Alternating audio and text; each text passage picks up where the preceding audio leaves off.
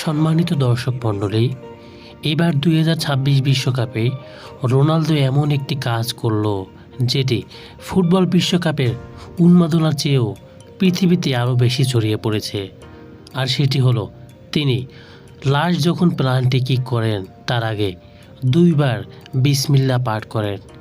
এটিকে অনেকেই বলে থাকেন যে এটি আসলে ভুয়া এআই দিয়ে করা, তবে আল জাজিরার একটি নিউজ চ্যানেল থেকে সম্পূর্ণভাবে পরিষ্কার রূপে বলা হয়েছে যে রোনালদো সত্যিই পেনাল্টি নেওয়ার সময় বিসমিল্লাহ বলেছেন। এটিকে অনেকে মিথ্যে বললেও এটি 100% সত্য। তাই আসলে আমরা আশা করতেই পারি যে রোনালদো যে কোনো সময় মুসলমান হতে পারেন, কারণ তার আগে থেকেই আমরা দেখেছি যে মুসলমানদের ইসলাম ধর্মের প্রতি তার অন্যরকম একটি ভালোবাসা।